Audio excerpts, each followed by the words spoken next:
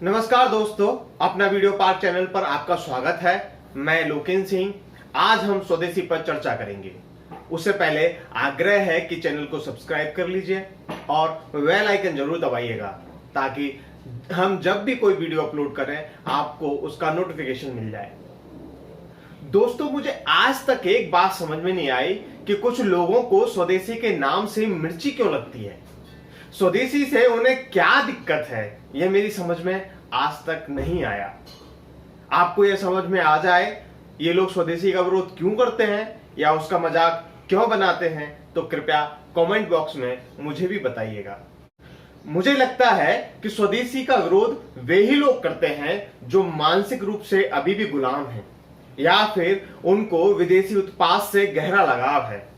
संभव है इनमें से बहुत से लोग उन संस्थाओं या संगठनों से जुड़े हों जो विदेशों से चंदा पाते हैं, इन कंपनियों से चंदा पाते हैं। जब से प्रधानमंत्री नरेंद्र मोदी ने भारत को आत्मनिर्भर बनाने का आह्वान किया है और लोकल के लिए वोकल होने के लिए कहा है, तब से ही कुछ लोग सोशल मीडिया पर बढ़ चढ़कर स्वदेशी का विरोध कर रहे हैं। आप इन्हें अच्छी तरह पहचान लीजिए। ये कौन लोग हैं जो भारत में बनी वस्तुओं के उत्पादन और उनको उपयोग को हतोत्साहित कर रहे हैं, जबकि स्वदेशी भारत की अनेक समस्याओं का समाधान है। स्वदेशी का विचार लोगों के मन में बैठ गया तो लाखों लोगों को स्थानीय स्तर पर रोजगार मिलेगा, स्थानीय प्रतिभा को आगे बढ़ने का अवसर मिलेगा, हमारे कुशल कारीगरों के हाथ मजबूत होंगे, उनके उत्पाद की मांग बढ़ेगी तो किसे लाभ होगा? देश को, उनको, हमारे यहाँ के लोगों को। फिर स्वदेशी का विरोध क्यों? मित्रों, स्वदेशी केवल उत्पाद से जुड़ा हुआ विषय नहीं है, बल्कि यह एक विचार है, आंदोलन है। भारत के स्वतंत्रता आंदोलन का एक प्रमुख विचार रहा है स्वदेशी। महात्मा गांधी कहते थे, स्वदेशी केवल रोटी, कपड़ा और मकान का नहीं, अपितु संपूर्ण जीवन का दृष्टिकोण है। स्वदेशी देश की प्राणवायु है, स्वराज और स्वाधीनता की गारंटी है, गरीबी, भूखमरी और गुलामी से मुक्ति का उपाय है। यह स्वदेशी के अभाव में राजनीतिक, आर्थिक, सांस्कृतिक और मानसिक स्वातंत्र्य संभव ही नहीं। अपने आप को महात्मा गांधी का उत्तराधिकारी बताने वाले नकली लोगों को महात्मा गांधी जी को फिर से पढ़ना चाहिए। वे स्वदेशी के बारे में क्या सोचते थे?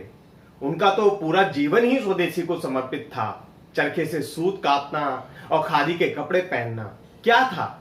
विदेशी कपड़ों की होली जलाना, नमक कानून का उल्लंघन, ये सब स्वदेशी की भावना को प्रगाढ़ करने वाले और सब प्रकार की स्वतंत्रता को प्राप्त करने के प्रयोग थे महात्मा गांधी जी के। एक किस्सा है। गांधी यूनियन पैक्ट के समय चर्चा चल रही थी। दोपहर में चाय का समय हो गया था। वायसराय साहब के लिए चाय आई और महात्मा गांधी जी के लिए नींबू पानी आया। वायसराय देख रहे थे कि महात्मा गांधी जी क्या करेंगे। गांधी जी ने एक पुड़िया निकाली और उसे खोलकर उसमें से कुछ नींबू पानी में डाल दिया। वायसराय को समझ में नहीं आया कि गांधी जी ने यह क्या किया। उन्होंने उनसे पूछा, आपने पानी में क्या डाला? गांधी जी ने उत्तर दिया, आपके नमक कानून का उल्लंघन कर मैंने जो नमक बनाया था उस नमक की पुड़ी को ही मैंने इसमें डाला है। यह है स्वदेशी। गांधी का सूत काटना, खादी पहनने का आग्रह करना स्वदेशी का विचार है, स्वतंत्रता का विचार है। स्वदेशी को और अधिक स्पष्ट करते हुए प्रख्यात स्वदेशी चिंतक दत्तोपंत ठेंगड़ी लिखते हैं, बताते हैं, यह मानना भूल है कि स्वदेशी का संबंध केवल माल या सेवाओं से है। यह फौरी किस्म की सोच होगी। इसका मतलब है देश को आत्मनिर्भर बनाने की प्रबल भावना, राष्ट्र की सार्वभौमिकता और स्वतंत्रता की रक्षा तथा समानता के आधार पर अंतर्राष्ट्रीय सहयोग। स्वदेशी किसी अंतर्राष्ट्रीयता का विरोध करना नहीं है, ग्लोबलाइजेशन का विरोध करना नहीं है, बल्कि अपना सामर्थ्य, अपने देश का सामर्थ्य और उसकी हैसियत बढ़ाना है। दत्तोपंत ठेंगड़ी जी का स्पष्ट मानना था, स्वदेशी देश प्रेम की साकार और व्यवहारिक अभिव्यक्ति है। मित्रों, स्वदेशी के विरोध में दो बहुत उथले तर्क दिए जाते हैं। पहला क्या है?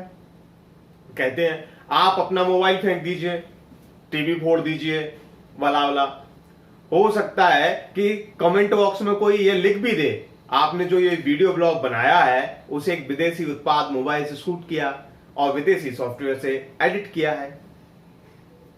कर सकते हैं लोग। खैर, दूसरा कुतर्क है सरकार विदेशी सामान के आयात पर प्रतिबंध क्यों नहीं लगा देती।